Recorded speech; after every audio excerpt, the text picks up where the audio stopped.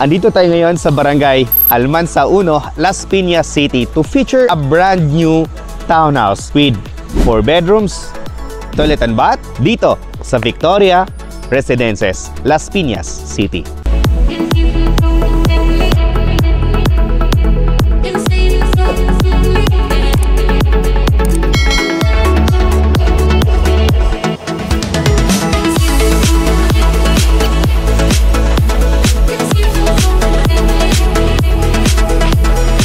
Rog Camacho here at andito tayo ngayon sa Barangay Almansa 1, Las Piñas City para mag-feature nga po ng isang brand new na townhouse na kung saan ito ay walking distance sa SM South Mall. Walking distance din ito sa simbahan at sobrang lapit lang din ito sa Alabang Town Center. At higit sa lahat, sobrang lapit ito sa mga schools, simbahan at pati mga malls. Papakita namin sa inyo yung aming 4 bedrooms, 3 toilet and bath at isang parking lot dito sa Victoria Park Residences.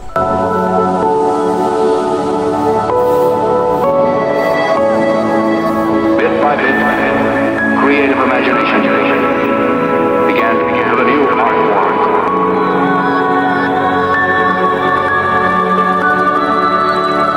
Makes me feel I belong to something. Future homeowners and investors, no, yung bahay na binebenta natin dito sa Victoria Park Residences ay napakaganda ng location. As I have said earlier, itong project na to ay walking distance sa Zapote Road, walking distance sa SM South Mall, walking distance sa simbahan. So guys, if you are looking for a property na sobrang accessible sa lahat, then you must check our townhouse here at Victoria Park Residences. Dito, we have clubhouse at swimming pool. At ang kagandahan po dito, ang binebenta nating unit ay dito lang malapit sa gate. So dito, pagpasok natin, meron tayong guardhouse at eto na mismo. So eto na mismo yung mga units na to, ang binebenta natin dito. Facing tayo sa amenity area. So first, mapapansin nyo dito, maliwalas yung ating unit na binebenta kasi wala tayong kaharap ng mga bahay. So dito, malinis yan. This is allotted for a parking lot dito sa clubhouse. So, ibig sabihin, walang building na naka-block sa harapan ng project ninyo. And aside from that, guys, no, gustong-gusto natin na malapad yung harapan ng kalsada natin. Gusto natin na malapad yung harap ng bahay natin. Nang sa ganon ay, syempre, maliwalas. Privacy. So, dito, we have around 10 meters wide sa kanilang kalsada, tapos eto na mismo yung mga units na for sale.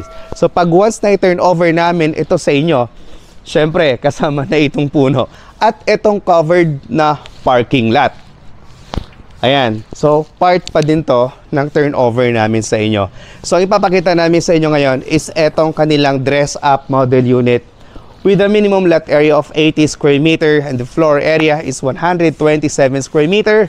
Welcome to your brand new house. I think about you every day and night. A million reasons why I can't get you out my mind. I wish that I could just rewind the time. 'Cause every time I look around, you're never there, you're never there. Alright, so tutuloy tayo. Dito, sa turnover ng unit natin, ay meron tayong space sa front for our mini landscape. Tulad po ng ginawa nila. So dito, each parking lot ay meron tayong canopy na kung saan napakalaking tulong para hindi po masira yung pintura ng ating mga sasakyan. At aside from that, ay meron din tayo ditong plant box, no, para sa ating mga halaman. Okay, so tara po. So dito sa turnover, okay, dito sa kanilang main door, so solid wood yung gamit nila. Tapos kung mapapansin niyo, sobrang lapad ng kanilang mga bintana. Okay? Ayan po ha, isasarado ko lang po itong pintuan natin para makita ninyo ng maayos kung gaano kalapad yung ating mga bintana. Okay, bakit?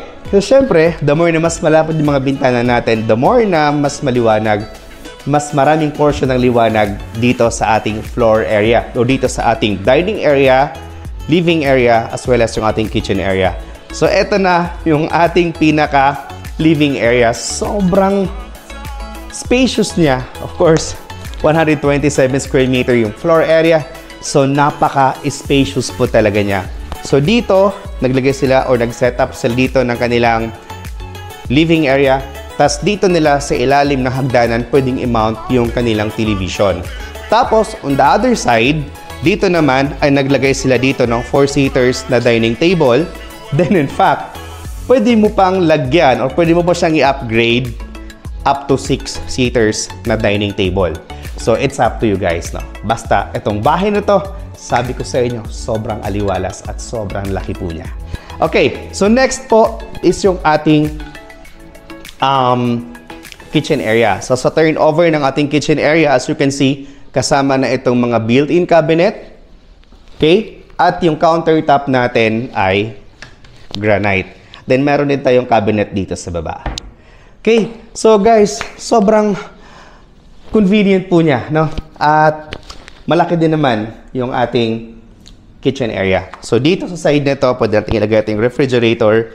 Tapos, eto, yung inyong gas range. Okay, so next is yung ating toilet and bath. So dito sa ating toilet and bath, dito sa ground floor, yung tiles natin dito, buksan natin yung ilaw. So yung tiles natin, lagpas lang ng ulo natin. Tapos we have the shower area, water closet, and of course yung ating lavatory. Then, pagdating naman dito sa dulo, ay dito natin matatagpuan yung ating first bedroom o yung ating maid's room dito sa ground floor. Eto siya. So, meron pa tayo ditong space na kwarto para sa inyong maid's room. And lastly is yung ating service area.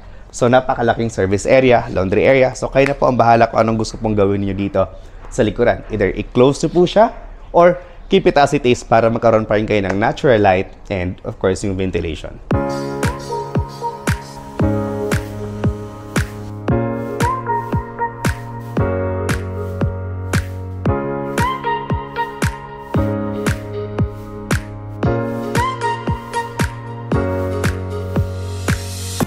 Okay, so next po, ang pupuntahan naman natin is yung second floor. So let's check kung gaano nga ba kalaki yung mga kwarto nila pag nilagyan na po ng mga bed.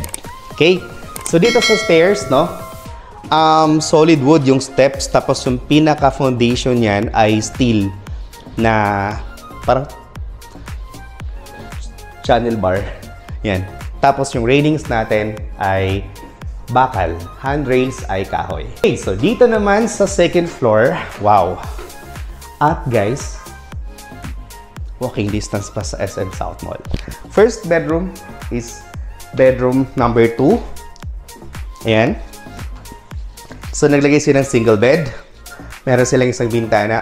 Provision for window type na aircon. Then, meron tayong kasama na yung built-in cabinet, no? Yes, kasama na yung built-in cabinet sa turnover nila. And yung tiles naman, yan. Vinyl tiles.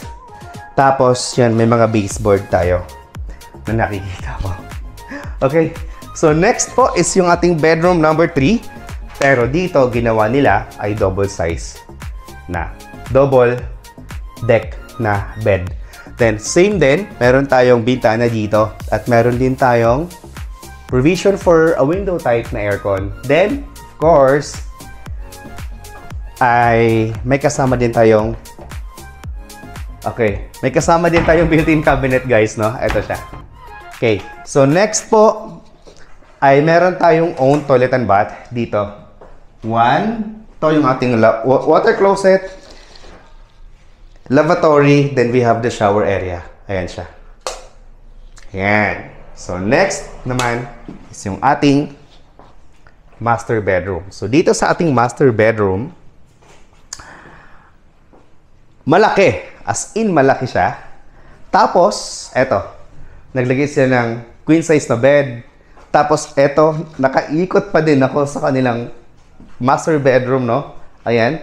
Gusto yung maglagay ng corner table sa side na yun. At dito sa side na to, gusto magagawa nyo pa.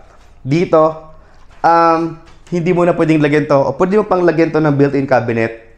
Tapos, actually, meron naman pala tayong built-in cabinet dito sa side nito. Ang kagandahan dito, future homeowners, ay yung itong front ninyo. Ito siya. Full glass.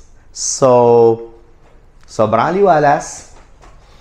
Mas maraming natural light na papasok sa kwarto mo. Pag binuksan mo yan, mas mahangin dito sa loob ng master bedroom.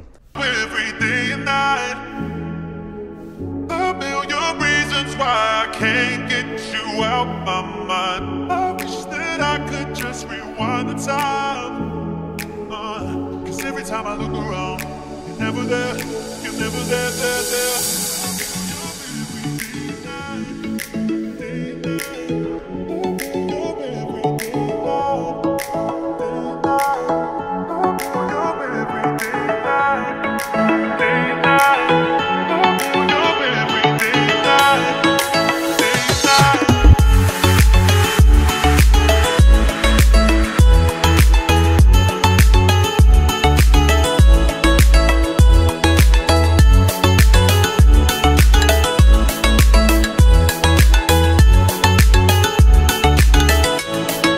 Future homeowners and investors, this is the price for our 4 bedrooms, 2 toilet and bath at isang parking lot dito sa Victoria Park Residences sa Barangay Almansa 1, Las Piñas City. Minimum lot area is 80 square meter at ang kanyang floor area ay 124 square meter. It has 4 bedrooms, including our maid's room, 2 toilet and bath, isang parking lot. So complete dito yung ating turnover, naka-tiles, naka-paint, partition at may kasama pa tayong built-in cabinet. At mamaya po, sasabihin ko po sa inyo yung ibang promo nila. So yung price natin, 7,983,543. Then yung ating down payment para makalipat kayo ay sobrang baba lang, which is 10%. Yung ating total na down payment para makalipat kayo is 50,000 pesos as reservation fee, then 349,000 to 350,000 pesos as your down payment, plus yung 65,000 pesos naman na move-in fee. Plus, meron pa silang additional na mga freebies pag once na nakalipat kayo. Meron tayong free pin lights at wall lamp. So, meron din tayong 1.5 inverter window type na air condition. Yung ating remaining balance na 90% ay payable po siya up to 30 years through bank financing. Din yung ating monthly amortization for 30 years through bank financing is 45,297 pesos, and for 25 years, 48,385, and for 20 years, 53,428. For 15 years, ay 62,424, and for 10 years, is 81,369. Okay, so for more details about this project, trippings and reservation, please i-dial niyo po yung number na naka-flash dyan sa inyong screen. And if you are new to my channel, can you click that subscribe button at i-hit mo na rin ang notification bell para pag mayroon tayong bagong videos na tulad nito, ay agad namin kayong ma-notify. Again, this is Rog Camacho, your licensed real estate broker. Thank you so much for watching and God bless.